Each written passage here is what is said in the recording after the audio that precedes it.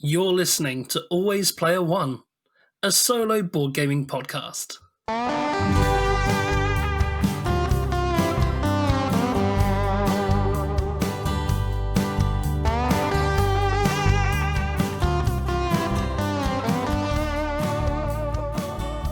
Hello and welcome to Always Player One. I'm Scruffy. And I'm Norm. And today today is on day of release, New Year's Day. So Happy New Year's, everyone. Happy New Year's. And we're doing the last of our holiday specials today. It will be a recap looking at our best experiences from 2020 and the podcast and how it was formed and all the fun we've had making it. Yeah, absolutely. We thought it'd be fun to kind of just look back at the year, just do a little 2020 review. And I think with that in mind, the first thing that I want to let you all know is 2020 has been a hard year for a lot of people. And by doing this sort of look back, I don't think we're trying to sugarcoat that. It's been a hard year for everyone. But we're specifically looking at the podcast this year and our gaming experiences as well. So we're only going to be talking about nice stuff. I just feel like when we say we're going to do a 2020 year review, it should come with like a trigger warning, right? Yeah.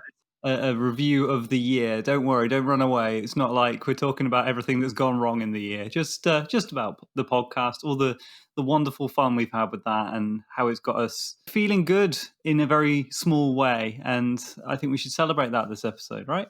Yeah, absolutely, absolutely. And also, we're going to be looking forward to what might be coming up in 2021, and very excited to reveal that we are revealing our listeners' choice top 3 solo games, the gold, silver, and bronze Always Player One Listener Choice Awards. This is something we've just made up, but we're very excited to reveal that. We'll do it later on in the episode, but basically, listeners on our Discord for the last month or so have been posting their top lists. Now, we've just been doing it for fun, but I thought now that we've got all this data, we'll put it through the machines and tabulate it, make it all into a numeric list, so we can find out which is 1, 2, and 3 gold, silver, and bronze solo games. Yeah, and it makes sense because this is the end of the year episode, you know. So I thought it'd be a cool place to look at that data and share it with you guys, and just have a little bit of fun with it. So that's coming up as well. So all very exciting. Should we start with some of our favourite episodes this year, Scruffy? Do you want to get us? Yeah, it feels weird at this point not doing a description of the game, but okay, let's dive right into what we've enjoyed most. So, do you want to tell us your favourite episode that we did this year, Norm? What was the standout one for you that you enjoyed recording most? I think the last episode, the Christmas special. Really? The quiz. Yeah, that was so much fun. It was really a lot of fun, wasn't it? It was the most fun I've had in front of a microphone. Awesome. For anyone who hasn't already listened to it, this was a quiz that we did, hosted by Kendall McKenzie, and it was a lot of fun. This is how we decided who was the best host. No spoilers here, but we all know who the best host is now for this year, and that came about because of a wonderful quiz. And the feedback we've had from that episode has been incredible. Everyone who's listened to it and has bothered to write in has nothing but nice things to say about how much they enjoyed it. And one thing that really actually made me a little bit, I don't want to get all sappy, but one thing that made me a little bit emotional was the amount of listens that were on Christmas Day. If you're inviting us in your home on Christmas Day to listen to us, then it's like family, you know? Yeah. And I felt that was brilliant, you know? I think it was Comrade Boris on the Discord said, I'll be listening to you whilst I cook my Christmas dinner. It'll be a new tradition. And I thought, wow, that's awesome. You know, I love that. Yeah, it was a real nice thing to hear on the day. You know, it made me smile, and yeah, just warm fuzzy feelings all round. Yeah, and that's exactly what we were going for. Just a nice little treat. So yeah, that's probably if you asked me what was the most fun I've had recording, that is Mm. the answer. What about you, Scruffy? Yeah, so for me, the most fun episode to record for me was the Ironsworn one, and it was just because it was unbridled positive energy from me the whole way through. I think, like, Yeah, I yeah. was so excited to have found this new sort of niche within the hobby, and I just went away from it feeling just elated. But yeah, I mean, the quiz one was amazing as well, and I was buzzing after that one, nattering on about how much fun it was and how fun the whole format had been. But yeah, the episode, which episode is that? Episode Episode 9? 9. Yeah. Episode 9, flipping it, that's ages ago, all the way back in August, the end of August. Yeah, we talked about, it was both of our first ever experience with solo role playing, and so to be able to kind of not only approach a new game that we'd never played before, but a whole new way of playing a game. I don't know. I mean, to me, it was an absolute blast. I loved it. I loved it, and it was kind of a risk at the time. Like, I remember when we were talking about maybe doing it. It was a conversation we had to have of, well, does this count as a board game? Are we allowed to talk about role playing games? Yeah. You know? But we got a lot of good positive feedback from that as well. I think it's our most listened to. It is our most listened to episode, and it's our most listened to episode by a lot as well. And I think that's quite nice because, like you said, at the time we thought we were taking a risk. We're like, this is a break from our formula at the time, and it felt like a risk. How silly is that? Because we've had so many new listeners because of that episode. And also, a lot of our core listenership now play solo role playing games as a direct result of our, at the time, perceived risk. Yeah, exactly. And I remember saying to you that I really hope that even if just one person picks up the game after recording this episode, I'll feel just so happy to have been able to share that experience and invite other people to join in with something that, because I mean, part of the episode we called it demystifying solo games, was that I had a real barrier to entry going into playing a solo game. Like the even just knowing the basics on how to start, what to do. You know, with a board game, it's a lot easier. You've got an instruction manual there. You just unpack the box and just go. With solo role playing games, you can read the rule book, but then to know exactly how to play the game. And if anyone is listening to this and is in that boat where they haven't picked one up and aren't sure how to even start a solo game, how could you possibly solo RP game? How could you possibly role play? Isn't that just imagining by yourself? I would recommend listening to our episode 9, because I think we do a good job of kind of covering it from a completely new player perspective, because Yeah. that's what we were. Yeah, absolutely. And the more that I've played Ironsworn specifically as well, the more I've noticed that it's not just about learning the rules, it's also about understanding that it's a system that is supposed to bend and flex to accommodate for your adventure and not the other way around. Do you know what I mean by that? I do, yes. Like, even there are some times now where even when we play together, we'll be like, I think this is how we should handle this specific scenario. Or actually, let's do it this way. This rule is written like this, but I think if we did it like this, we could manipulate the system to enhance our story. And Ironsworn's particularly great at that, but that kind of makes it even scarier as a new player, because it's like, this isn't just something I can learn. I actually have to just keep playing and commit time to, which sounds scary, but it's just committing time to having fun. And eventually you start seeing all these shortcuts you can manipulate in the system to tell a fantastic story. Yeah, and I think you're really particularly adept with that. I tend to be a lot more literal in my interpretation of the rules than you are. But I think, yeah, finding that kind of sense of discovery as you progress in the game, we'll have to at some point potentially revisit it and talk about how we play it differently now to how we maybe played it in the past. That would be an interesting episode. But I don't know if we'll ever be able to quite recapture that wide-eyed wonder I had in episode 9. Yeah. I think it does come across as well. I've listened to that episode actually fairly recently, even just to revisit it myself. It's fun for me sometimes to go back. I don't very, very often listen to our old episodes, especially the really early ones, because I think the editing has gotten a little bit slicker, and it's sometimes a bit difficult for me to hear how I was stumbling through back in the really old episodes. But yeah, episode 9, I think it was a really cracking episode for me, and one I really enjoyed recording. Excellent. Yeah, I couldn't agree more. Couldn't agree more. And before we move on to, I think that's a great link into old episodes, and we should potentially look at some of those. But before we do, just going back to manipulating like a solo role-playing game like Iron Sworn or a system like that, I think the number one questions we get the most on our Discord about Iron Sworn are not rules questions. You know, they're things like, how do you handle a journey? They're not asking, how does the Undertaker journey move work in a rulebook? Like, what shortcuts do you have to enhance the storytelling? And I think that's really fun when the game is kind of easy enough to learn, but then takes time to, I don't know, become this kind of story crafting machine, and that you get more adept at sort of pulling the levers, and it's fun. It's like GMing for yourself in the most fun sense of that phrase, you know?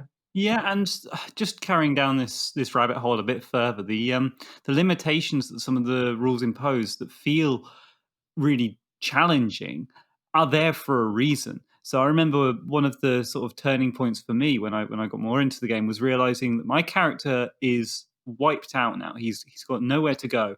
Can I just time skip and heal him back up to full health? And nowhere in the rule book does it allow you to do that. And I think that's a really good thing because it prevents kind of lazy storytelling. You know, how often do you get it in a game like Dungeons and Dragons where you go, okay, we'll just have a rest now, and that heals us all back up to full health, and it's not really interesting. It's that you just magically have it happen. It's all back up. This is just a lull in the story, and you know there is a case for having that in your system. But in something like Iron Sworn, even making a camp or attempting to heal up in other ways is a challenge, and it's sometimes multiple moves to try and bring you back up to that full health, and that necessity that forces you to make moves and come up with creative ways for resolving these kind of really basic things like getting back up to full HP after a long encounter, and even when the story's over, then spark off whole new shoots and new stories and new challenges to overcome. And you can't just say, oh, it's okay, I'll just spend 10 days here. Yeah, and Sean Tomkin has said that the reason the Sojourn move exists is because when you're playing on your own or in a low player count, it's very easy to play like a Lone Ranger character who never encounters anyone. So if you're injured, in order to sojourn, you need to meet other people, and other people create stories. So it's just the game is so wonderful at just cycling stories out of thin air. It's spectacular. But moving on from Iron Sworn, this isn't Iron Sworn revisited. Come on, let's get back to the. Let's get back to the. It's a topic I enjoy talking about. Is that? Can you tell we enjoy the game? But moving on from Iron Sworn and using the segue from earlier that we should have taken full advantage of. What did you say? Listening back to old episodes can be difficult. Let's go all the way back to the beginning, Scruffy. Yeah, that'll be nice. Episode 1. Everyone get cozy. We're going back in time. Episode 1, A Feast for Odin and Why We Love Solo Games. How was that to record for you? I found it really nerve-wracking. Personally, there's something that takes a lot of getting used to about just sitting down and talking to a screen, even having you talking with me. I think it was a real leap. You know, I think we had a few false starts when we probably started and didn't really know what form it was going to take in its entirety. And I think it's a very challenging topic we set ourselves. Why we love solo games, especially for people who were coming in as very new to solo games. I think that's a pretty challenging question to ask yourself right there and then. And we were quite new to solo games at the time, and still are, I think. Yeah, definitely. I think this podcast has really helped us branch out and try different things and have a lot more wealth of knowledge to draw on. But I remember when we started, I've said it many times in other episodes, I had so many more preconceptions going in. And I think I was a lot more headstrong in certain opinions, especially, I always go on about randomness in games. I may have even mentioned, I haven't listened to that episode, I may have even mentioned it then, right from the start, who knows? Oh yeah, you in episode 1, you didn't like the dice in Feast for Odin, you mentioned Mhm. that felt janky. I wonder what your opinion would be on that now if you played it solo now. Yeah, yeah. I mean, it's an ingrained prejudice I have for that specific game, I'm sure. But the hunting dice are always cruel to me. But I think maybe that would be more a thing that I talk about in terms of the scoring, and that randomness when you're trying to compete with your own score is something that still a bit irks me a little bit. Mm. But when it comes to a game that has more of a narrative focus or more of a win-loss condition focus, I don't know. I find it a little bit more forgivable and fun. Okay, that's really interesting. You know what I find about episode 1? Episode 1 is probably our most different episode to the rest of the back catalogue, and that's because we had the core mission statement, and we spoke about our mission statement briefly at the end of our holiday quiz episode. So I won't want to go over and revisit old ground. But we had our core mission statement, but we didn't really know what made a good. Well, we knew what we thought made a good podcast, but we didn't really know anything about presenting a podcast. We didn't really know about how easy it is for people to follow along at home. We didn't really know. I mean, I was recording episode 1 on the laptop microphone, but we learned so much from doing episode 1, I feel. Yeah, I mean, I'd never edited anything really. Like certainly nothing where I wanted to go in and cut and change and equalize voices and stuff. So it's all been a completely new experience for me. I mean, we had a lot of people writing in saying, hey, that's a decent first episode, but I've not played Feast for Odin, and you didn't describe how the game works. I didn't know what you were talking about. And we were just like, do you think maybe we should describe what and that's why from episode 2 and onwards, we always have a description of the game. And that was such a simple lesson to learn, but one that we didn't really think of. Yeah, I mean, part of it was that we said we wanted to go straight in and talk straight about the topic, no faffing around. And I remember when we heard that comment, I said, no, I don't want to talk about the description for the game. I want to just talk straight about the topic. But you kind of made me see sense with that and say, we do need to, for anyone who hasn't played, outline the game a bit. And we are still talking about the game there. We're not waffling on about nothing for a while. We are still talking about the game. Yeah, there needs to be some context for someone who hasn't played before. Yeah, You need quite. to know that it's a worker placement game. They need to, It's about Vikings. Yeah, what's happening?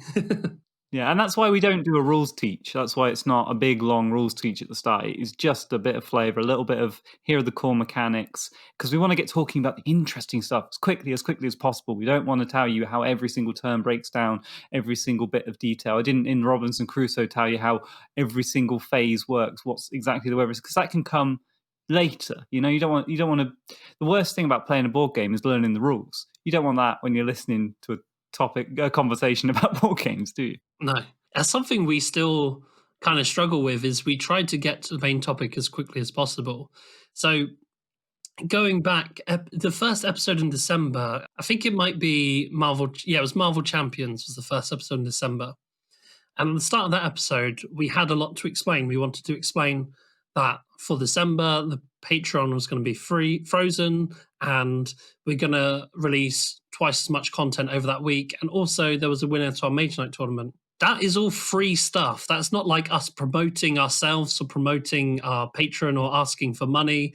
And we were still like, is there any way we can reduce this? Let's put timestamps in so people can just skip it. Yeah. Well, how can we say this faster? And I was like, at one point I said to Scruffy, I was like, hey, dude, like, we're talking about all this nice free stuff we're giving people. Like, I don't think they're going to mind. And Scruffy was just like, no, let's say it faster. Let's get to the point. That's the speedrunner in me, isn't it? Just trying to get it done.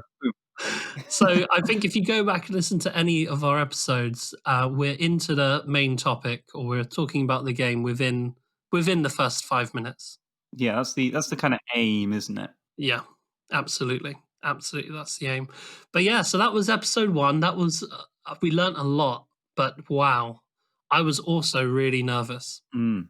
And I listened to it before recording today just to hear what it sounds like, knowing that I was going to bring it up. And you can tell I'm nervous. Oh no, that's so cute. I Like, kind of want to listen to it now, just to. I'd start to warm up towards the end, but wow, I don't know why anyone would listen to episode one. Oh, But yeah. yeah, it's like our embarrassing baby photo, you know? Yeah. I mean, but that being said, like for the first time ever, jumping into a new thing, I'm kind of proud of us. Like I remember I listened to it quite a long time ago now, and I was surprised. I was expecting it to be all scritchy background noise, grr, grr, big spikes of noise or whatever, but it's not that bad. It's listen toable. Yeah, yeah, it's serviceable, I suppose, is the I mean, nicest thing we can say about it. yeah. That's promoting our episode one. Well, let's move swiftly on. Let's talk about the next one. We talked about in that one Friday, didn't we? Episode 2, and difficulty in solo games. So, Mm. what were your thoughts going into that one? I immediately felt a lot less nervous that day, and I don't know why. I think it's because I had a nice microphone. I felt like I was up to the job. Mm, I no longer yeah. felt like an imposter podcast host. You were officially Mage Norm. I think it also helps that the focus is in an episode is on a game, not on us. Mm, So yeah. that's obviously a lot less nerve-wracking. I guess that's why I was feeling a bit nervous in the first episode as well, because putting yourself in the spotlight like that and talking about yourself as the topic, it's like an interview, isn't it? Yeah, and it's also like like I said, we learned so much doing episode one. Coming into episode two, I had so many ideas of how it could be better. I had so many ideas of what I was going to do better, not in terms of just doing the episode, but in terms of preparing for the episode as well. And that's where I picked up a lot of my routine and shortcuts that I do to prepare, make notes, and flow. And it's also when I kind of realized that there's nothing to be scared of. Like I'm just talking to my best friend, and we already have really good sort of, I guess, shortcuts or I just cues, just social cues built in to our conversation because we've spoken to each other like every day for the last I don't know how many years. Do you know what I mean? Mm. So it's not a scary thing. It's a fun thing. And doing a Friday episode was the first. Yeah, I kind of felt like this is just me talking to Scruffy. There's no difference. Do you know what I mean? Yeah, absolutely. And it was also a really nice one because I came into that episode thinking I was going to. We set that episode up as one that would be a really easy conversation because I was going to come in saying I hate Friday and you were going to come in defending it. That was the premise we had in our mind when we first set up. We knew by episode 1 what we were going to talk about in episode 2. We had 1, 2, and 3 in our minds, and I came in to the episode like Norm's in for a surprise. And so we had a lot of genuine, nice interaction there. A lot of, I didn't tell you until the podcast, did I? That Yeah, I didn't find out until on air. yeah, this actually, I've changed my mind. This has been a running theme in the podcast. Yeah, and it was a big deal, and it was nice, and it was really fun to riff off of that, and everything that you might have thought we were going to talk about, we ended up talking about something else, and that was really organic and fun. Absolutely. Can I pick the next one? Yeah. Yeah. Episode 5, Railway Station. We're skipping a few, skipping Yeah, ahead. skipping ahead. The reason I wanted to speak about this one is because it's our first for a couple of things. It's our first episode that we had someone other than us on, Yeah. and it's our first print and play special, which has become a running thing that we do every 5 episodes now. What did you think going into that episode? Because it's not a very well-known game, for one. It's a print and play, 2, and 3, it was a special guest. Like, Yeah. what were your thoughts going into it? Were you worried? Were you excited? What did you think? Yeah, so I'd already played Railway Station going in, so I knew before we even, set up to play for the podcast, I was going to have good things to say about the game, which is always a really nice bit of reassurance there, because it's a lot more fun for me to talk about stuff I like than stuff I hate. And obviously, we know Kendall, and we talk to Kendall all the time, and so I wasn't worried about having a conversation with Kendall involved as well. But I was a bit kind of like worried about the logistics of editing it. I was worried about the format and whether it would flow okay, because obviously it works really well with two people, just one back and forth, back and forth, back and forth, and having a third person there, it made me kind of concerned about how that would sound. And obviously I was really pleasantly surprised when it got there. Kendall is an absolute natural when it comes to recording episodes for podcasts, and I love chatting with them. And we had a really nice time talking about it. And obviously it's culminated in now this. I don't know if this Christmas quiz would have happened if we hadn't recorded this way back in July. Yeah, and it didn't surprise me that Kendall was a natural, and they kind of made it very easy for us. It didn't feel very different, although I was particularly nervous because I felt like it's just letting someone else in on the process. I think the only real thing I had was I was a bit worried about how to be an interviewer, what sort of questions to ask and that sort of thing. But it's a step away from what we were doing, and by that point we'd both built up confidence with the format we had.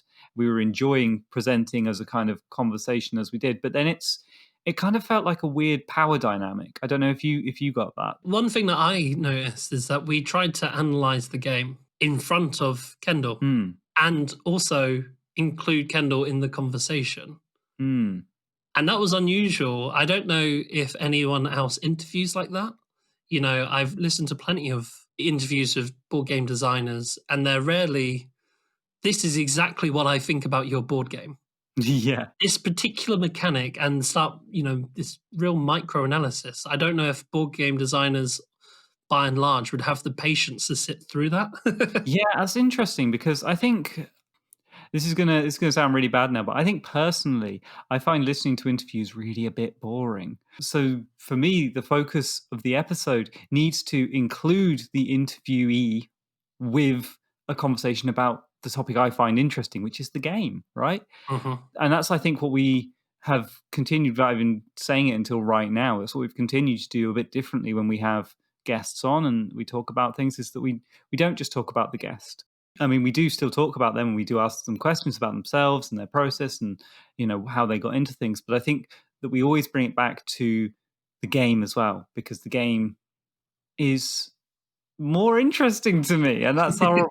It's true. No, but it's the reason people press play. When you put the title as this game, you better be talking about that game. Yeah. Nobody cares where the interviewee went to university. Really. At least I don't. Yeah, I mean, maybe some people do, and so in that case, our interview episodes would not be for you. But I think for anyone who is listening to a board game podcast, you want to hear about the board game, right? That's our assumption. Let us know if we're doing it wrong. We'll start talking about, I don't know, we'll start talking about Beyblades or something else. I don't know. Yeah, so just taking a step away from looking at our old episodes for a second, put pause on that. We'll come back to it in a moment, I'm sure. But I just wanted to ask you quickly, Norm. I'm going to put on my interviewer hat. You ready? I'm ready. What has been your favorite actual gameplay experience for solo gaming this year, specifically to do with our episodes? Which game have you enjoyed playing the most? So not which episode have you enjoyed recording the most, which game have you enjoyed playing the most? There are three really, really standout ones. Can I have three? No. Yes, you can say all three, but you have to pick one to talk about in detail. Oh. Okay, I'm going to say three. The Mage Knight tournament on Facebook was so much fun. I mean, it inspired a whole episode. The community around it, just the fun I had engaging with that was more than I expected. And I love Mage Knight. And playing it competitively, it didn't feel like it was tainting the game for me. It felt like I just had an excuse to get it to the table. And not only did I have an excuse to get it to the table, but there were all these people online who were very excited about the fact that I was doing it. You know, when you Yeah. got the results and went, guys, I'm through. They were like, oh, brilliant, well done. That was really fun as a solo experience. The second one, yeah, and I'm doing it in chronological order, is Iron Swan. Hmm. We've already alluded to the fact that we had no idea what it'd be like. I mean, no idea. Scruffy really had to twist my arm to get Iron Swan into the podcast. Like, that's a confession. I was the reluctant one of the two of us. I was a bit like, okay, I'll give it a go. We'll see. And yeah, it was a huge surprise at how much I enjoyed it. And now I put Iron Swan right up there in my holy trinity of like Mage Knight 18XX and Iron Swan Yeah. as like absolute pillars of my favorites. It would be in my Desert Island board game collection for sure. And the third one, the specific play, I remember it, is when I realized that I absolutely loved Marvel Champions. Nice. It was my first multi-handed play against Claw, who is the second of the three villains in the core set. And I was playing with Spider-Man and Iron Man with their pre-constructed decks. And I reduced Claw's health on the first, the first phase, and I entered the second phase. And it said, bring in this side scheme and give him X amount more hit points. I think it was like 10 more hit points. And then I looked at the side scheme and I was like, oh, but those 10 hit points will go away when I deal with a side scheme. So that's really incentivizing me to, oh, I see. Oh, this game is so clever. Hmm. And it's when I realized that because Rhino's very standard. He tries to hit you very hard. He tries to scheme very fast. You need to hit him very hard and fast. It's when I realized that actually this game is really different depending on the hero you choose, the villain you choose, the encounter you choose, the deck you choose. This game plays really, really different every time. And I sat there and I just thought, wow, this is so different to Rhino. I think I'm going to love this game. Mm. And I was right. And I remember it was a little moment where I sat back and it's not even that smart a mechanic that I just described there. It's pretty standard. It's pretty standard fare. But I sat back and went, huh. And I could see the story in my head. I could see what that meant, what that mechanical, rule meant thematically. And I could see it happening like a comic book. And I thought, this is, yeah, my heart beat a bit faster. I was excited. Yeah. So those are my three specific plays. So my first solo play of Iron Swan, the Mage Knight tournament, and my first multi-handed play against Claw of Marvel Champions are probably my three standout solo experiences this year. Yeah, I think there's something really special there about, I mean, two of those for you were challenging preconceptions that you were probably not going to have a great time. Like, I think you didn't think with Iron Sworn it was going to be all that, and you certainly thought Marvel was probably going to be pretty basic. Mm-hmm. But then when you have those little moments where you go, wait a minute, this isn't just fun. This is really fun. Yeah. It's really special, isn't it? And I guess with the Mage Knight tournament, that maybe you went into that. I don't know. I'm not in your brain, but I certainly went into that thinking, okay, I'll try it out. I don't have many expectations. And then when I won the thing and got to post it on the Facebook, and then later in the Discord, we did the tournament there, and I got to post it there and show off and have that lovely feeling of extrinsic reward from moving it beyond the play session. It was a surprise to me, and I wonder if it was for you as well. Yeah, I kind of thought that the tournament would bring pressure, but if anything, it brought excitement. I was like, oh, a new challenge. What's it going to be this week? And it gives you an excuse to play Mage Knight as well, which Great game. I'll always welcome. Yeah, so I guess the trick for you then, Norm, is every episode just assume the game's going to be boring and rubbish, and you'll have a few more excellent play sessions to talk about next year. What about you, Scruffy? What's your outstanding moment, your outstanding play session of 2020? Well, for me, it was The Wretched. Oh, good pick. And I think that's pretty much evidenced in the fact that after recording my play session, I uploaded it to YouTube and did a bit more edits on it to make it really pop, but kept it kind of almost entirely verbatim exactly how it was said. I didn't change any of the intonations or move things around really. I just put a few sound effects on there because I think it was such a raw and real experience. And I talk about it in episode 14 where we covered the game, that for me it was the most profoundly personal experience I've had with a board game. It was coming off the back of my first ever solo RPs with Ironsworn, which I obviously really enjoyed, and I didn't think that gaming could be taken to a new level, and then it took me to a whole new level. I can't really do justice to what it did for me as a game and as a play session, and the immersion that I felt in it was incredible. I mean, the game just understands performative connect, thematic tie-ins, and feeling, and just how to get players invested and frame the experience. And yeah, it just understands what it's trying to achieve. It has a really specific goal, The Wretched, and it focuses on that like a laser. Mm. I think if you don't even consider it like a game, just consider it like an experience and allow yourself to be engrossed in it. And The Wretched is phenomenal at what it does. I mean, the mechanics of it in terms of gameplay, we talked about this in the episode, so I don't want to rehash it too much, but in terms of gameplay, it's pretty simple. And I played a similar thing with almost identical mechanics in the Wasteland one, but didn't have anywhere near the same immersion because it's about the specifics. It's about the way that it focuses, like you say, in terms of the details, the minutiae. Yeah, it's hard to explain it without you experiencing it. Yeah. Everything the game does in The Wretched is focused towards the end goal of making you feel a specific way. Everything. And that's why it works. If any of those settings were altered slightly, it wouldn't have been as effective. And it's rare to say that about a game. A lot of games actually get praised because they're very sandboxy. You can do what you like. Yeah. In The Wretched, it's the complete opposite. Yeah, it breaks a lot of rules, doesn't it? Like what I look for in a game, I want a game that's infinitely replayable. Of course I do. Everyone does. It's not. but in terms of best play sessions I've had this year and games I've been playing for the podcast, that one was number one. Nice. Very, very nice. Yeah, I like that. That is a terrific answer.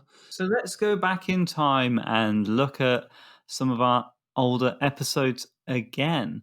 Episode 11, Aeon's End Legacy. I wanted to talk about this one because to my mind, it is the example I would use of like the structure that I always want us to achieve in our episodes. I don't know why I feel that way, but when I put it together and when I listened back to it, I was like, yes, this is always Player One at its finest. It's it's just exactly right for how I want us to talk about a game, the depth I want us to go into about a game, and then the moving on to a topic and discussing the interesting stuff around outside of the game session. Aeon's End Legacy, episode 11 for me was a real highlight of the year. Did you feel the same way? Yeah, I suppose it is quite quintessentially always Player One in that sense. We always strive to, go in depth on the game analysis, move beyond the play session, open up to a broader topic.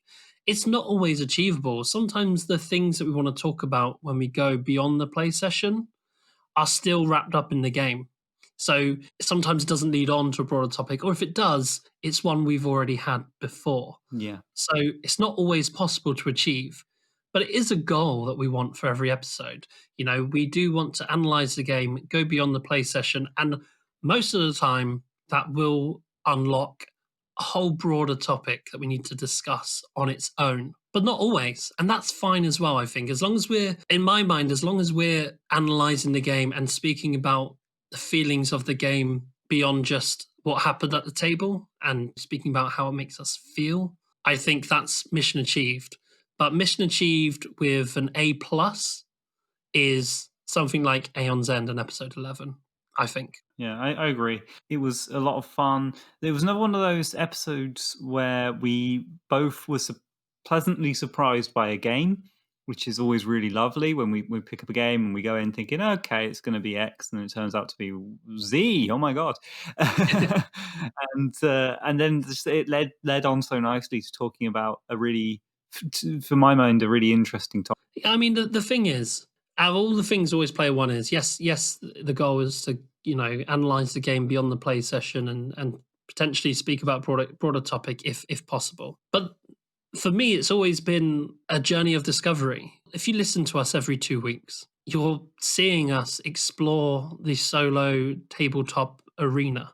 That's why we have that wide-eyed amazement at Ironsworn in episode 9, because this isn't something that, we didn't get a review copy of the books sent to us. We're just two guys trying to explore a hobby. And yes, that does mean that sometimes we'll give first impressions and you may not agree with them, but we will come back to them because this is the podcast. It is a journey of discovery, and it's nice to see how far we've come already, and it's going to be even more fun in 2021 to see how much further we can go, what else there is out there, and not just what else there is out there in terms of newer stuff, but how are we going to feel about these games we've already tried on the podcast once we're experienced, once we're old hats in it, like you professionals are who are listening to the podcast. I don't know how you feel about it, Scruffy, but that's how I feel about it. You're listening to a pair of greenhorns finding their feet with a new hobby, and hopefully that can be a fun experience to hear, and you can roll your eyes at us when we get things wrong and say silly mistakes or things that seem so naive to you who've experienced the game before. Obviously, we always want to hear it, and we always want to hear where you think the game improves with repeated plays and things like in Spirit Island, that more familiarity might make you able to multi-hand in a way that's not as taxing. Perhaps a different approach to the game people have mentioned that would help with brain burn for that specific example. And there are others. But yeah, it would be naive to think that we're always going to have 100% agreement with our listeners because, everyone has different opinions, and that's part of the fun. One thing I will say is I think we have both, especially me, but we have both come to challenge our preconceptions about what we think is going to be fun, and we are able to change our mind. Like if you look at the Scruffy's Dilemma episode, the last Always Player One episode 17, I literally changed my mind mid-episode. So, yeah, absolutely. We're honest, I think, is the best way to say it. We're honest, and more importantly, we're open to the experience. We're here as genuine explorers of this hobby. Yeah. We're here because we want to soak it all in like a sponge and see what it's like. And that's why we're able to have episodes like Marvel Champions, where I go, I hate collectible card games. I hate Marvel. I love Marvel Champions. Doesn't make any sense, but it's because we're open to the experience, and I think that's pretty cool. And more of that in 2021, I would say. Yeah, couldn't agree more. And we will continue to explore. And the thing is as well, I think we were both really worried that doing this podcast would diminish our passion for the whole topic, the whole genre of solo gaming or gaming in general. It would make it feel like a chore or a job. And it hasn't for me. And I think it hasn't for you as well, if I'm right there, Norm. Mm-hmm. Yeah, absolutely. And so we are able to kind of keep that wide-eyed wonder as we go and experience a new game, even if it's a game that's similar to one we've played before. Marvel Champions is a fantastic example that we've played, both of us, all of the other LCGs, basically. I don't think there are any we haven't between us played. And we were still pleasantly surprised and able to come at it from a completely new player perspective, even still, because it's a new game to us, and the subtle changes and stuff made the experience in this specific case much more fun for both of us. So I'm really excited going forward to see what comes next. I've been looking at Too Many Bones and watching rules explanations, having a flick through the manual, and I'm really excited to dive into that one. I think I'm going to really like it. But who knows what else we're going to cover and what other gems we'll find. It's so exciting. Well, one thing I think helps keep that wide-eyed wonderment, as you described it, Scruffy, is I think the format of the podcast. And when I say the format, it's because there isn't a review format. That was one thing that's really important. When I took Marvel Champions, I didn't go, okay, how does it compare against the 10 things that we check for every episode? There is no 10 things. There is no, what are the components like? Let me get out this other box. How does it compare? Yes.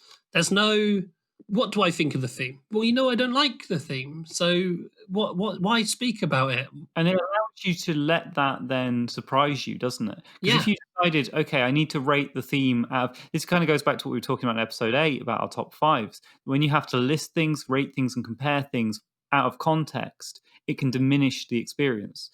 And so if you had to rate the theme and say, yeah, okay, I'll rate the theme a 1 out of 5, you'd have that in your mind all the way through. But because you were able to just relax into it, not think about that, not even have that thought pop into your head, you were able to enjoy the theme. I mean, when I listen to other reviews and watch other reviews on YouTube, for example, they're normally structured like, this is the rules of the game. This is what I think of the theme, the components, the replayability, and if it's fun. And I always want to scream at these people and say, a game is more than the sum of its parts. You can't just break it down like that and go, well, that's a 3 out of 5, that's a 2 out of 5, that's a 4 out of 5, and that's a this. So overall, it's 3.7. No, No. you, a game is more than the sum of its parts. Castles of Burgundy has terrible components. It has been in my top 10 for so long because the game isn't just that, it's not just a physical thing that you purchase. It is that, and that's kind of something that makes it special as a tactile experience, but it's an experience. And yeah, the fact that we don't break things down in that way and we try to analyze what we find personally interesting, I think that helps us stay wide-eyed and excited for the genre. I really hope this doesn't sound self-congratulatory at all.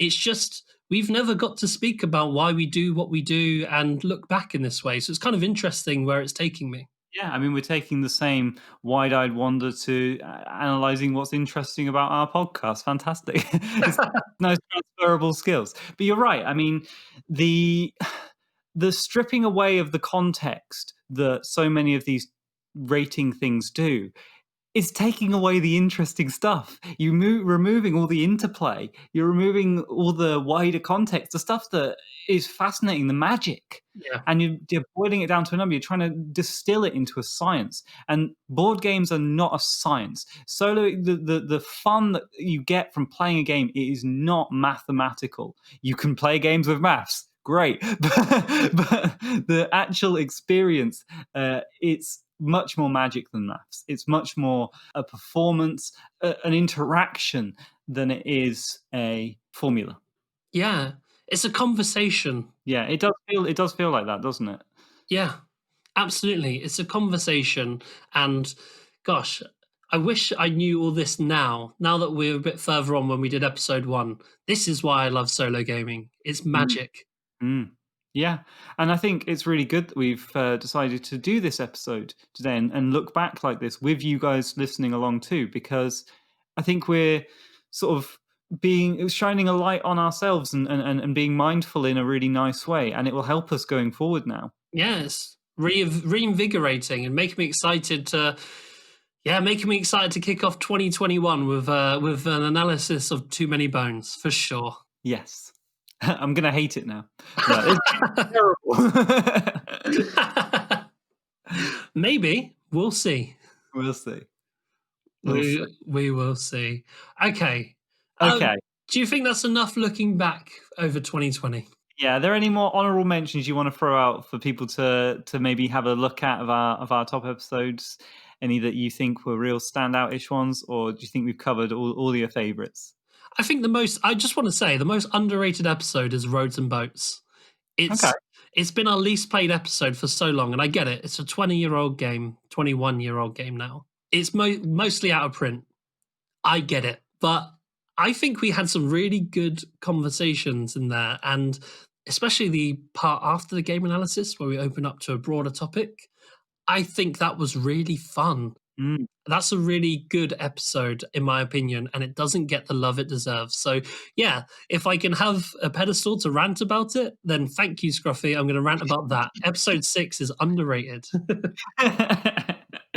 Love it.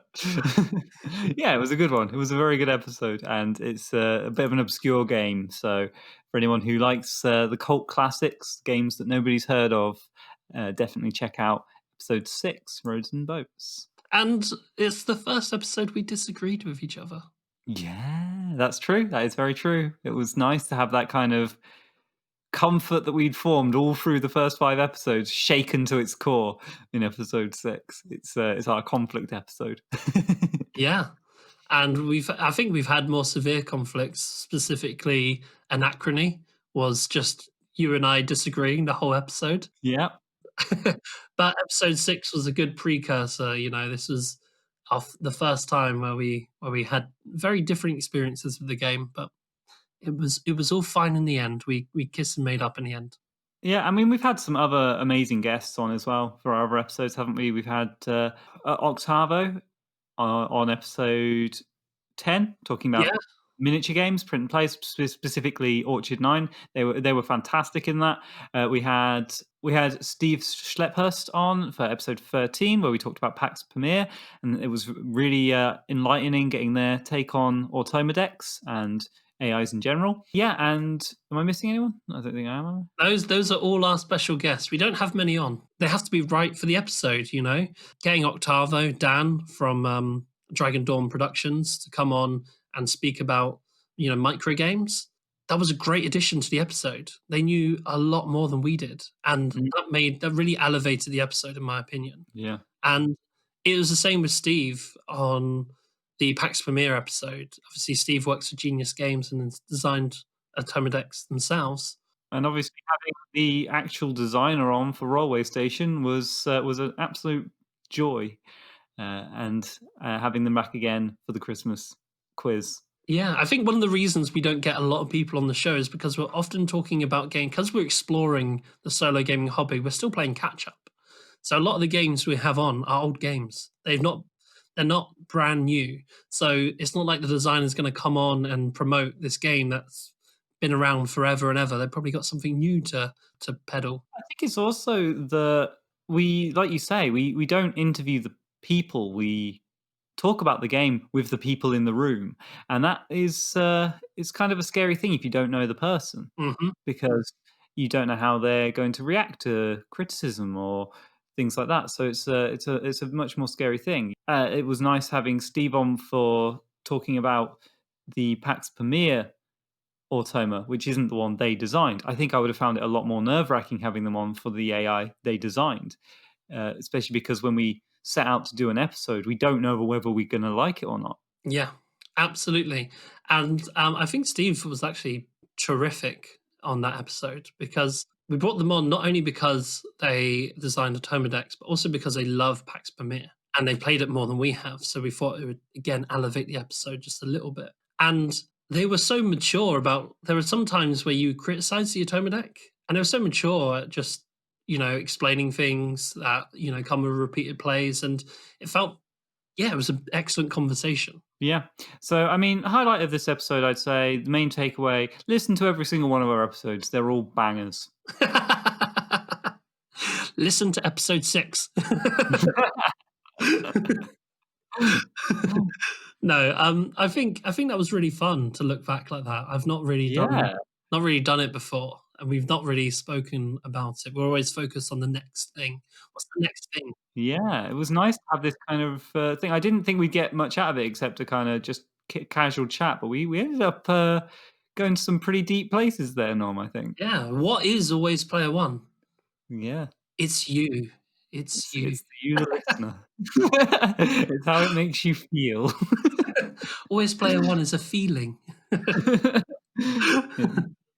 a decorative fruit basket. It's it's a state of mind. That was a little BoJack joke there for any BoJack Horseman fans. It was good. I liked it. It was good. It was good. Okay, so moving on. What else we got to talk about today, Norm? Let's go back to the present. No more back in time stuff. We've already looked to the future. We've looked at Christmas past, looked at Christmas future. Time for Christmas present. Where are we now? What's going on? Well, come in and know me better, man. The Listener Choice Awards. So we didn't know Always Player One was going to have awards until like last week. But no, what happened? Let's give you the full rundown. On our Discord, we had Afterman suggest that we create a channel called top games, and it's a place where people can put their favorite games, like list them top 10s, top 50s, whatever. And I thought that's a good idea. So we did it. And we said, why didn't you all write in your top games, and we can look at what differences there are throughout the year, end the year giving us your top lists, and we'll go from there. Some people posted top 5s, some people posted top 10s, top 50s, top 30s, top 25s. I don't think any smaller than top 5s, though. And I just want to say quickly, interrupting you then, I'm sorry, that I just want to make a point of saying that this is all something that just came out completely organically, like you say, and it makes me so happy just having these little moments with our Discords and the way that the interaction goes, that it can become a thing all of a sudden. oh no, definitely. I mean, our top 5 episode came about because somebody commented on our Instagram saying you should do this episode, and I was like, yeah, we should. That's a good idea. Because we've always had listener questions at the end of the episode, because we wanted to talk to other people about solo board games, not just me and Norm. And I didn't expect it to go beyond getting a few emails every now and again. I did not know we were going to have a Discord server set up when we started this podcast. And it's just been electric and fun and exciting. And I love reading everyone's comments. And you always come to me saying, oh, did you see what so-and-so said about such and such? And it's just lovely, getting that sort of conversation there around the episodes and around games in general. Yeah. So Afterman on Discord suggested this, and I set up the channel, and I didn't know what to expect, but we got a lot of responses. And in preparation for this episode, we thought, it's our end of the year episode. This is us saying that was 2020. Those are the episodes we done. This is us looking back at the first year as podcast hosts and looking to the future. What would be a really nice way to round it off? And I thought, why don't we just take all this data we've already got and say, thanks very much, everyone. We've actually done something fun with it, and we've calculated what are your favorite games. So the way we've done it is we've decided to go with a gold, silver, and bronze listener choice award for first, second, and third. We took the top 3 games from every list, and we gave them 3. It's very derivative of the one player guild top 200 list, but a lot smaller. We gave it 3 points for being number 1, 2 points for number 2, 1 point for number 3. And here are the results. Scruffy, do you want to do bronze? Yes, bronze. So our third place bronze medal goes to Pandemic. We included Pandemic Legacy in the maths for this one because we figured they were very, very similar games. And that one takes the third place. Excellent. So congratulations to Pandemic. That's it's one that I really like. I know you're not a big fan of, are you, Scruffy? No. This is not your choice. This is the listener choice. No, it's the listener choice. I have to go along with it. Grin and bear it. But I'm very happy. I quite like Pandemic as a solo experience. To be fair, we haven't done an episode on Pandemic. I haven't played it since the podcast. I've only really played it co-op. I don't even know if I have played it solo. So that's a bit harsh of me to dive on that. And I think I should probably challenge that preconception, and we should revisit it for a full episode in 2021. Perfect. That's a great idea. I'd be happy to talk about it. Number 2. So our silver always player 1 listener choice award goes to Scythe, which is a favorite of mine. A favorite of yours, Scruffy? Yeah, love it. Love it multiplayer. I'm not such a huge fan on solo. I've only played it on the digital version. So with that sort of AI there, I don't know how similar that is to the board game version of AI, but I have heard some pretty less than positive reviews about the board game version of the AI, that the battles are really easy and stuff. So I haven't ever got around to playing it solo.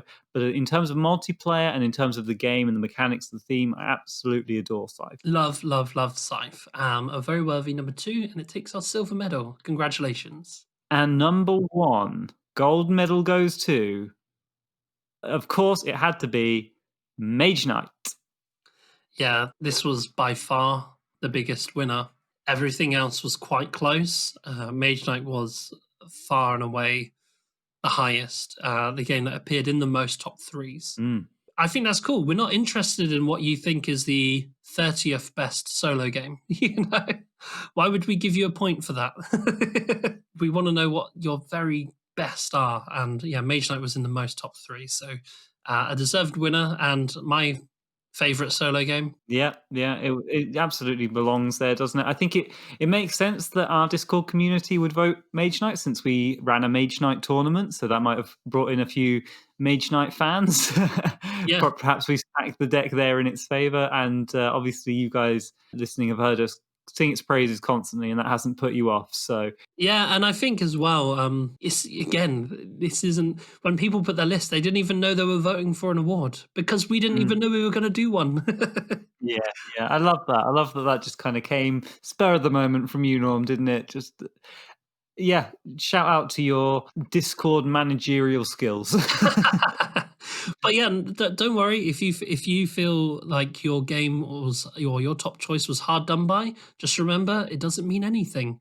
We're not going to send Vlada an award. No one actually gets anything. This is just for fun. So Yeah. yeah, And you know what? We'll be doing this again next year. So we'll draw a line in the sand under that. And next December, we'll open the get your polls. votes in for the gold, silver, and bronze while everyone knows about it. And the stakes will be even higher.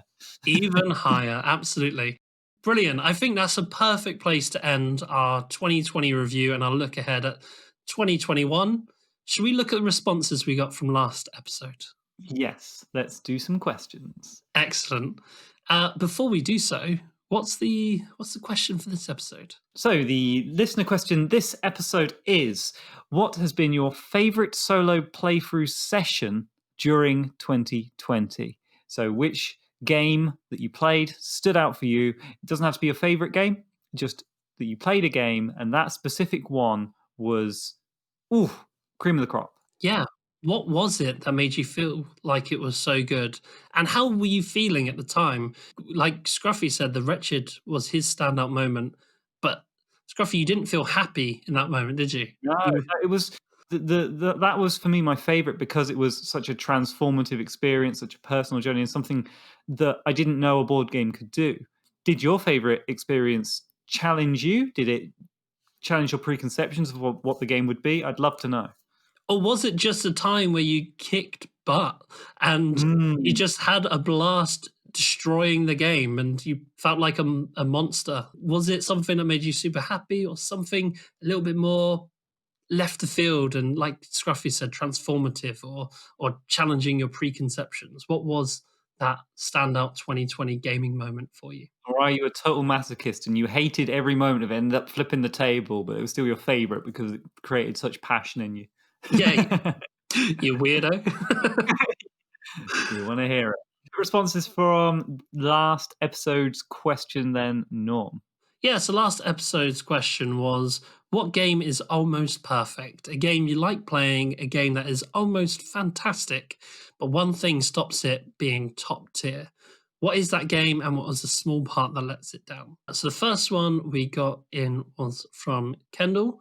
Kendall says, well, my answer is funny because it's my favorite game ever, but Puzzle Strike isn't totally perfect. The balance is a bit off, and it's mostly fine because most of the characters offer a unique play experience. The only thing that really bugs me is that Onimaru is pretty much just a better version of Geiger. So that's an issue of balance there, Scruffy. You've played Puzzle Strike. What do you think? Yeah, it's a really fun game.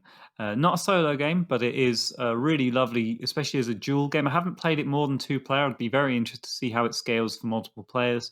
But yeah, it's an absolute cracking game. One I'd love to add to my collection. Perfect. Afterman, the founder of the Always Player One Listener Choice Awards, without even intending, also wrote in and said Phantom Leader and other Dan Verson games and other DVG leader games probably. It's so fun once you get your squadron set up, but the setup is horribly unstructured and full of way too many trivial decisions. I don't think I've played a game where the setup has affected my enjoyment of the game. Have you, Scruffy? Well, I mean, it affects it to some degree, doesn't it? Setup's boring and teardown's boring, and it's always a bit off-putting to set up a game of Mage Knight. But I always find it when I'm doing it a little bit meditative in a nice way. So, and once you finished, you're kind of like, oh, let's go. I've not played Phantom Leader though, and that does seem like a bit of a weird, challenging thing to have some sort of arbitrary decisions that you have to make. Maybe. Is it? I wonder if it'd be possible to randomize any of them. Is that not possible? Or I don't know. Maybe it's important. I guess it's one of those games where setup is a part of the gameplay, and uh, that can be fun. But most of the time, I just kind of wish that part was already done. yeah, I don't really like that too much either. I mean, besides things like constructed deck builders and things like that, where obviously you could say the deck building is part of setup. I don't know. Yeah, I don't tend to like to make choices before I'm playing the game. I feel like this should be turn one, right? Like have the game start in the box and just say, okay, turn one, get the game board. That's fine as long as I feel like I'm playing the game. Why not make it part of the game? Yeah, I don't know. Like, there's that thing in like Twilight Imperium, for example, where you have to build the universe. Yeah, that's fun. I don't like it. I just No, no. I just wish the map was done. okay, because I see that as part of the game. Like we are not necessarily playing turn one, but we're playing turn alpha one, turn 0.1. It's the game has started now. Like when you get those cards and you're drafting them, that's part of the game. That's Mm, not set up. That's mm. we're making decisions that are going to impact us for the rest of the game. Not the part that I enjoy. Yeah, fair, fair. I don't know. I just don't like it. It just puts me off. But I think I might be in a minority there. But Mm. let us For know. people who don't know, this is in Twilight Imperium. You're dealt a hand of hexagons, which are the universe, the map, and it's that you get to choose which ones to place on the board as you all fill it out collectively, one after the other in turn order. And so you can choose to put all the nice planets in your hand nearby you, or you can be a bit more devious and try and put them nearby your neighbors so they'll compete for them. It's an interesting sort of decision there, and it's a lot of fun. And it's really fun watching other people put a horrible asteroid belt right by your only way into Mechatile Rex. Yeah, if you like it, you like it. I find it tedious. The next response we got in was from Elicio. Elicio says, "Mine is the Big Book of Badness. It's a cooperative deck building game. I love both multiplayer and solo, but definitely has balance issues.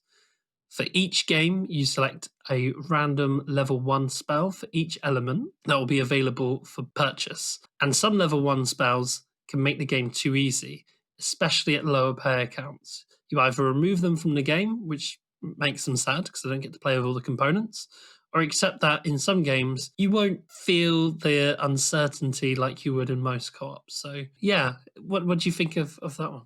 Yeah, sounds like another sort of balancing issue like with Puzzle Strike there. I've not played that one either. Looking at it now, it looks like a really pretty little game. Some of the art in it looks really very nice. We'll have to potentially check it out, see what we think. But it's a shame when developers don't just take that extra step and fix those really simple decisions. And it's an interesting one where you kind of think maybe it opens up the discussion of whether you should just house rule it and invent your own version of the card. I I think don't know. I think it's fine in competitive games because if that card is particularly swingy, well, you all have equal access to it. It doesn't matter. No need to balance the cards. Just you can all do crazy stuff. But in cooperative games, it's not. I mean, I think it depends on whether you do all have equal access to the stuff. I mean, if a player gets to go first, then they get to have the best card. You need to balance that elsewhere. So as long as that's accounted for in other balancing of the game, then it's okay competitively, I suppose. But Yeah. I yeah. mean, if you genuinely have all equal access to a crazy swingy card, then why does it matter? I mean, I think it's less of an issue for co-op games or solo games because you're not competing. If somebody else gets an overpowered card, great, they're your ally. It's all good for you. Yeah, but I what they're saying here is that it makes the games too easy sometimes. Hmm. Yeah. And that's a problem, Oh, I see. because So it's more of an issue of difficulty then, isn't it, as opposed to balance. balance? Yeah, Yeah. that's interesting.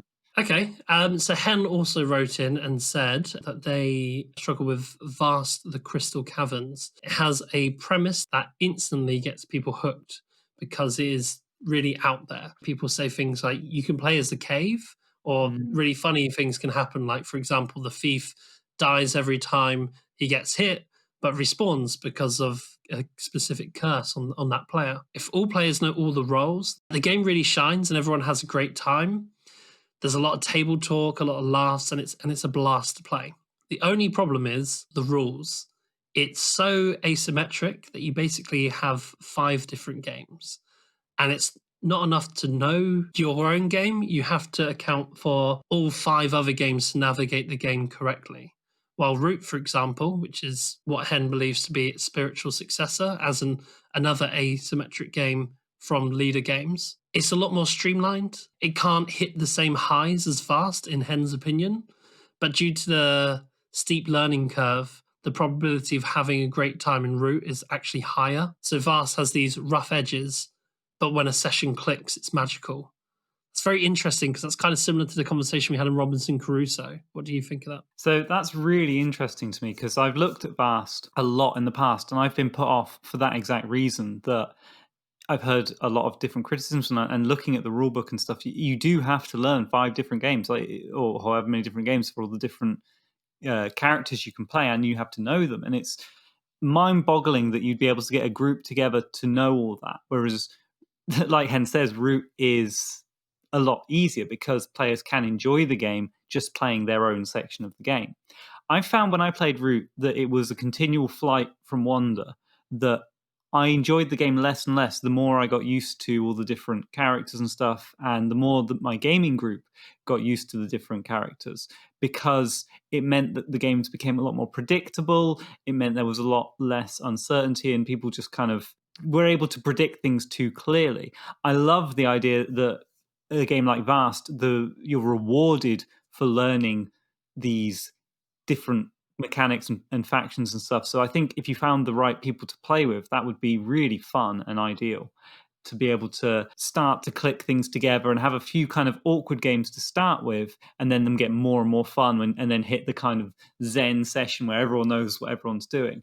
In Root, I think it starts off the most fun when there's that uncertainty and you see the Woodland Alliance suddenly spring to power and you go, I didn't know they could do that. That's exciting, or at least it was for me in my playthroughs of Root. That's interesting. Yeah, I don't really have anything to add to that, but I've also not played Vast and have played Root with you as well, Scruffy. So Yes, I've always been really interested in Vast, and like Hen says, the concept of it is fantastic. The different characters you can play are really distinct and interesting, but yeah, not at all new player friendly. So what an interesting caveat. I don't know if there's a fix for Vast, and I don't know if there needs to be, yeah, and whether you just need to have the right people and then get lucky. that's one of the things. You know, if you do clip it, like we said, Robinson Crusoe, would it be less special? Yeah, and I think it's Root's the perfect example for me. It is less special than what I imagine Vast would be, and what Hen seems to be suggesting it is, Interesting. because it's been sanded down. Very interesting.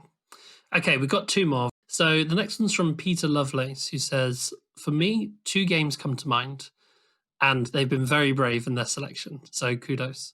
They said, first of all, Mage Knight has its fiddly rules. Checking rules takes me out of the game. I'm looking forward to the day I play it without checking any rules and feeling confident doing so. I would have wished that someone would have co-authored with Vlada, maybe Vladimir Suchi or even Rainer Knizia. The other game is Spirit Island, and its lackluster ending every time. Maybe an expansion can fix that someday. Wow, what interesting choices! Yeah, I have to say, Mage Knight for me, I had the same thing. Like, and I might even still make the odd mistake with rules. I don't think I do, but it took me so many playthroughs to get that rule book back in the box. I was saying to my partner every time I played, I said, this session, this is the time I don't have to check the rule book. And we had a little joke where I'd have to do the rule book check of shame because I didn't know a specific interaction, or I forgot how something worked, because it is such a complicated game and there are so many fiddly little things that you could easily overlook or have to look up. And I agree. I hate the Mage Knight rule book. It's not easy for me to reference anything in it, and for a game that requires you to do that, I don't know what the fix is. Maybe you're right, Peter. Maybe the ladder needed a co-op. I hate to say it because I love ladders games. I love the work they do, but oh my god, yeah, I think we said in episode 3 that Mage Knight exchanges, easiness to learn for depth of game. Every interaction can be completely different, and it's the fact that so many rules exist to allow that to happen. Mm. So I would love to say you could have one without the other, but I mean, I don't know. That's No, and you're right, Norm. It justifies it because it needs those janky edges to keep it in. Something like Robinson Crusoe doesn't justify having you to keep diving back into the rule book, in my opinion, because it's not as deep and janky as something like Mage Knight. And so I kind of have to ask myself, well, why do I keep having to check the rule book in something like Wrong Sushi? In Mage Knight, I kind of go in knowing I'm going to, when I first started, or, it makes sense because it's an epic game to some extent. Yeah, and it's an epic game where the interactions are not similar. Going from a dungeon to a mage tower to a rampaging orc to a draconum and then to a city is going to feel much, much different than fighting against 5 different enemies in Gloomhaven. Yeah. Do you know what I'm saying? So Gloomhaven is also an epic game, but it doesn't capture the magic that Mage Knight does, because I've just explained 5 different encounters you can have, in one play session of Mage Knight. If you played a one session of Gloomhaven that had 5 different enemies, would it feel like you're having 5 completely unique experiences? I don't think so. No, I mean they might have slightly different variations on attack, but essentially they have health that must be eliminated and do damage or status effects. It's all very interchangeable and similar. In Mage Knight, because the enemies are often located on different areas, and those different areas have their own unique effects. So you not only have variable enemies, but variable locations and rules for those locations, variable rewards, variable interactions. It's a lot of different variables.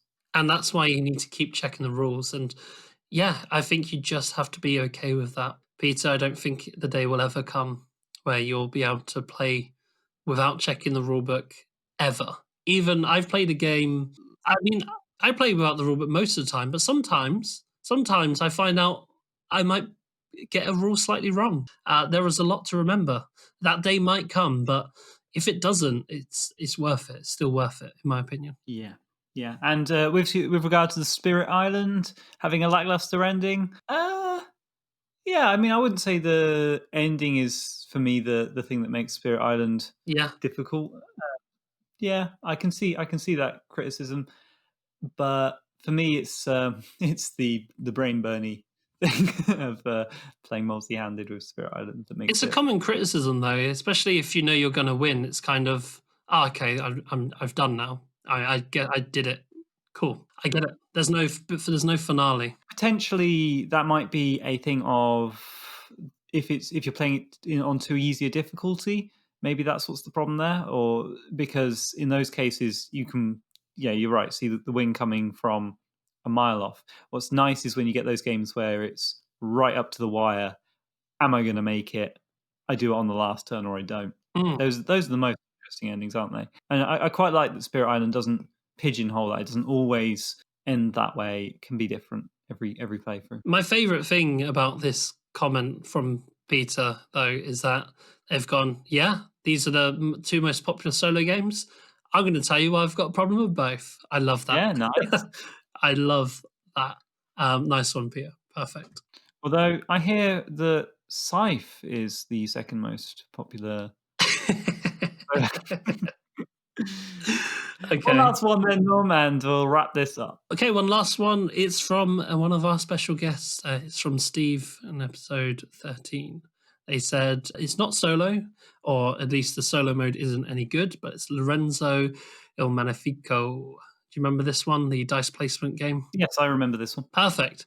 They said it's a very tight and fun worker placement game, but they've listed 3 reasons that let the game down. Number 1, you can run your yellow engine which is to say you take all the abilities on your yellow cards for resource generation and conversion, but you can't use stuff you made to power other stuff. So if you have make 2 coins and spend 1 coin to get 3 wood and spend 2 wood to get 5 VP, it seems like you have a great engine, but you can't use the 2 coins to make it work. So yeah, that sounds like an interesting problem.